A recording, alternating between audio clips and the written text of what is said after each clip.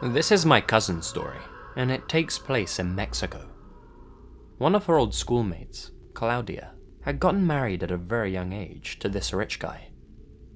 They had 3 children together, and to the outside world, they were the ideal family. They lived on the nicest street in town, were fashionable and attractive, and seemed to have everything going for them. One thing my cousin always noticed was just how security conscious they were. They had cameras set up outside and even inside their house, and a state-of-the-art security system with all the trimmings. I don't know what the husband did for work, but my cousin always suspected it was something dodgy. Her friend never liked to talk about her husband's work, nor how they could afford such a luxurious lifestyle. Anyway, Claudia called my cousin one day and asked if she could babysit their kids that weekend. They had a party to go to, and their children were far too young to be left alone. They were only 5, 6, and 8 respectively. My cousin told her no problem. She needed the money and didn't have any plans that weekend anyway. She was a bit of a nerd back then. So, my cousin's at Claudia's home, all alone except for those 3 kids she was looking after. It was around 10 PM, and she was in the kitchen trying to open a can of something when she nonchalantly turned around and saw a guy staring in at her through the window. The guy tapped on the window and said, "Sorry, miss, I didn't mean to scare you. Is this the Hernandez Residence?" Hernandez was indeed the name of the family that lived there, but my cousin wasn't stupid. She said no and asked what he wanted, to which he replied, "Oh, nothing. My mistake. Have a nice night." My cousin was getting some bad vibes from this dude. He was polite enough, but had a harsh look about him. Not to mention the whole scenario was kind of off. Who goes around knocking on people's windows at 10 PM? My cousin went to check on the kids upstairs. They were sound asleep in bed. She called up Claudia and her husband to tell them about this guy at the window, to ask them if they were expecting a delivery or something. Claudia's husband snatched the phone out of her hands and started talking to my cousin directly. He told her to make sure all the doors and windows were locked, to wake up the kids and hide them in safe places. My cousin followed his instructions. Within minutes, a slew of police cars arrived outside the house. Shortly after that, the policia had the guy at the window in handcuffs, along with 2 other men she hadn't even noticed before. They'd been waiting outside the house in a black Jeep. My cousin was extremely confused about what was going on. Everything was cleared up when the family reviewed the CCTV footage. The outside cameras showed the window watcher and his accomplices sneaking around outside the house. They were holding machetes. They split up to check around the residence, looking in through the windows. My cousin just so happened to look around when that guy got to the kitchen window. She couldn't see the machete he was holding. You see, Claudia's husband had gotten in with the cartels, and after some legal troubles, he'd testified against his former associates. As a result, they'd sent some goons to come and capture his children. Not to stop him from speaking against them, just to teach him a lesson. When they saw my cousin, they got confused and figured they might have the wrong address. They decided to wait outside for confirmation from their boss. Thankfully, the cops arrived just before that confirmation could come through. I don't know if these guys planned to kill the kids, hold them ransom, or sell them to the highest bidder. I don't know what they would have done to my cousin either if they had made a move. Thankfully, we'll never find out. If Claudia was home with the kids that night, things could have ended very badly. The family went into hiding after that, cut off contact with everybody, and started a new life somewhere far away. My cousin's not sure how they're doing these days, or what the husband does for work, since they obviously lost touch, but we all hope that their past never came back to haunt them.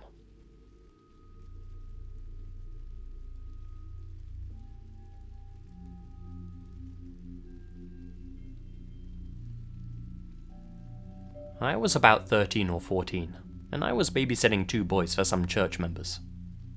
I'd done it before, and the kids loved me, and the parents were very comfortable with me. This was a night where they were going to be gone until something like 2:30 in the morning. I was doing it for free that day, because they were going to do something church-related, and that's just how I rolled. Anyway, the house they lived in was an apartment complex. You know, one of those small ones that had 2 floors and 4 places in each spot. They're on the bottom floor, with 2 bedrooms on either side of the apartment, a kitchen on the left and a living room on the right, with a sliding glass door to the patio and a public bathroom next to the front door. It was about 1:30 in the morning, I think, and I knew they'd be getting home soon. The kids were knocked out, and I'd finished my homework. They didn't have cable, and this was before Netflix became an online service, but they did have a couple of DVDs and VHSs to watch, so I grabbed The Land Before Time to make the night go quicker. I was already very tired, and had nodded off a couple of times. Around 2 a.m, I could hear knocking on the front door. Knowing the parents had a key, I did nothing but sit there in the dark with the TV glowing. Being a paranoid person, and one who watches and reads a lot of horror, I grabbed the baseball bat that was next to the couch. What happened next will haunt me forever. I heard a small voice, almost like a young woman's. Oh dear, that won't help you. My heart stopped, and I realized the patio door didn't have the blind shut. My eyes shift slowly to the door, and I see someone on the patio, staring in. I couldn't make anything out, other than they were very short and wide. I screamed and ran into the kids' room. Thankfully, they were still asleep. Unfortunately, this was before I had a cell phone, and there were no cordless phones in the house. All I did was push the dresser in front of the door, and stared at the one window in the room. That's when it became dark, as a shadow loomed on the window. The knocking started again, and the woman's voice called out, "Come on, dearie, I won't hurt you. Please come out." The window was being knocked so hard I was afraid it would break. The kids finally woke up, and they were screaming and scared. I was a big girl, and could at the time lift my own weight, but knowing I had 2 kids with me, I became vulnerable and afraid. Within 2 seconds, I hear the father yell out, "Hey, who the hell are you?" The person ran off. The front door opened, and there was harsh knocking on the kids' bedroom door.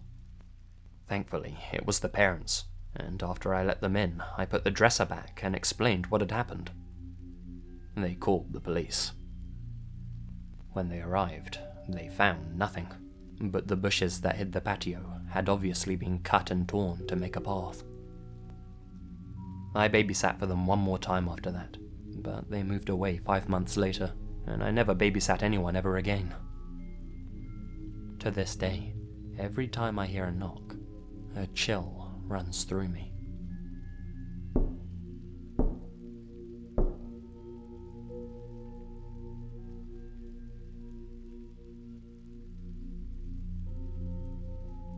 This is a bizarre story, but I swear it's true, and my girlfriend can back me up on what I saw that night.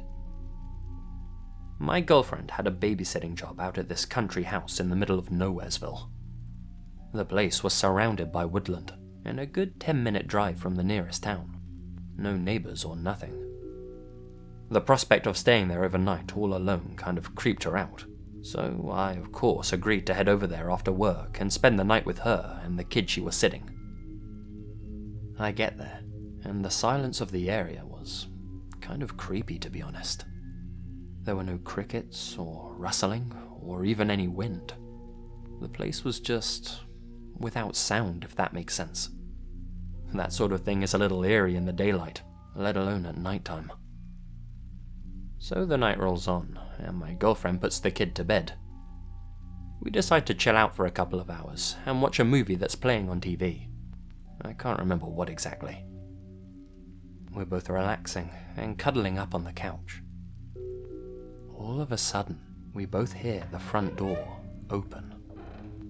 Whoever opened it wasn't even trying to be quiet or conceal their footsteps in any way. In this really silent setting, their boots sounded like dumbbells hitting the floorboards. They got even louder as whoever it was made their way down the hall and towards the living room we were sitting in. Here's the strangest part. Both my girlfriend and I feel perfectly calm, not freaked out in the slightest. We have no idea why, but it doesn't even occur to us to be scared or concerned. We felt weirdly peaceful, unnaturally peaceful. The person walks into the room. It's a large man, around 40 years old and well built. He strolls in without hesitating, and then just stops and turns his gaze towards us. This smell of stale cigarette smoke hit the both of us immediately. Still, we didn't react at all. We remained perfectly calm. He stared down at us with wide eyes, not blinking. We looked up at him as if him being there was the most natural thing in the world. My heart wasn't racing or anything. He had this sort of cowboy presence, if that makes sense. That's the best way I can describe it. Relaxed, but austere and serious. Cool, but dangerous. He wasn't wearing stirrups or a cowboy hat or anything. Just jeans and a shirt, a little facial stubble, dark rings under his eyes. "Can we help you, sir?" I asked him, genuinely. He drew a big breath. "Don't go out in those woods tonight. I'm taking someone. It shouldn't be you. Understand?" "Okay, we'll wait until morning then," I said. He nodded, turned, and walked back through the hallway towards the front door. We heard it close behind him, and he was gone. We went back to watching our movie as if nothing had happened, then went to bed without a care in the world. It wasn't until the next morning, when we both woke up, that we realized just how disturbing that entire encounter had been. We couldn't seem to work out why we didn't feel a thing when he walked in. We asked the kid if he had a family member or someone he knew that fit that appearance. He didn't. We asked his parents later, who also didn't know anyone like that. They got pissed at us and asked why we didn't call the police or call them. We didn't have an answer. 12 months later, news broke out that a skeleton was unearthed in those very woods. The police started digging around the area, and a week later, another skeleton was discovered. In the following months, bones belonging to 5 separate victims were dug up from the earth. God knows how long they'd all been down there. Ever since then, there's been a police presence in those woods. I don't know who that gentleman was that came into the house that night, but my girlfriend and I both saw and heard the exact same thing, remember it in the exact same way. Why did both of us feel so peaceful that night, so unconcerned?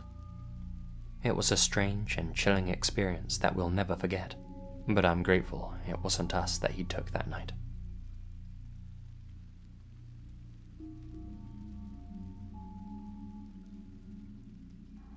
Two years ago, right around Halloween time, I was babysitting for these 2 ladies who each had a son. They wanted to go out, so I stayed at one of their houses and watched the boys. It was around 8 p.m, and the boys were sitting on the couch, playing on their iPads and whatnot, when somebody knocked on the door.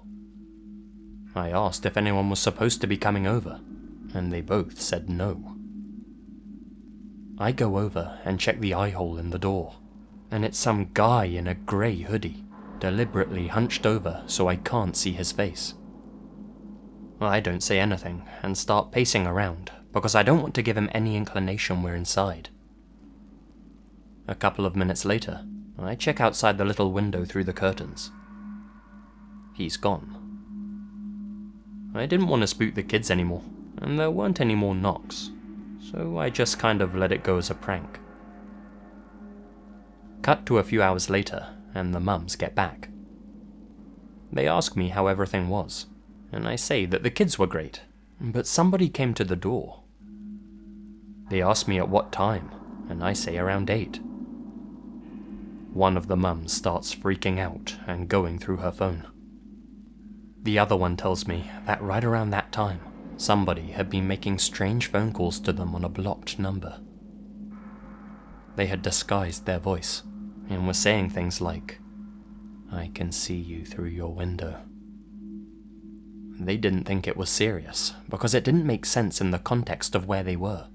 But in retrospect, we're almost positive it was me he was looking at through the window.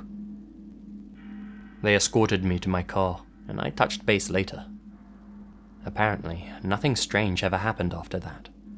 But I'm just really glad I didn't open that door, because I have a feeling in my gut it would have been really bad.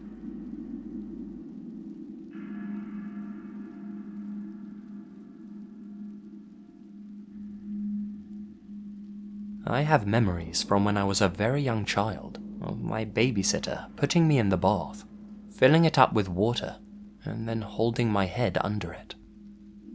She turned it into a sort of game, timing how long I could hold my breath underwater as she held my head down.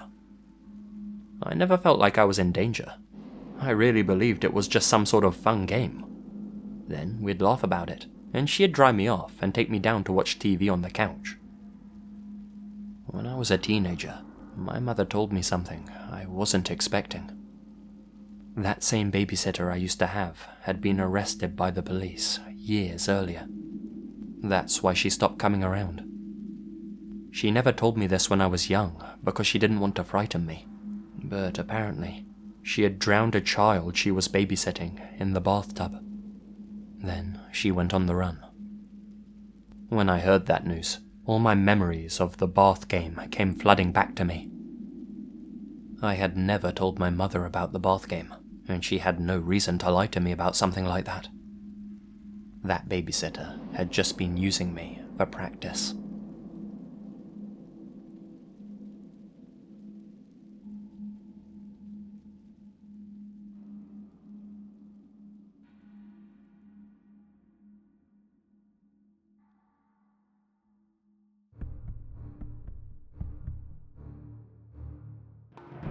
Hey guys, Lazy here, and thank you very much for listening. Well, it's been a very, very long time, I have to say. I've been out in Taiwan teaching English, and haven't really found a free moment to record a video until now. But I'm happy to say that a normal schedule will resume. And by normal, I don't just mean one video a month. I mean, I'm gonna try and do 3, maybe even 4 a month, which would be really good. That's my goal right now. And especially seeing as Halloween's coming up, I hope to get another one out before then, or maybe on the 31st. We'll see how that goes. But let me know down below what kind of videos you would like to see in the future. And yeah, be sure to subscribe, like the video, share the video, all that good stuff. It's good to be back, guys. Thank you very much for tuning in. Stay spooky, and remember, the best things happen in the dark.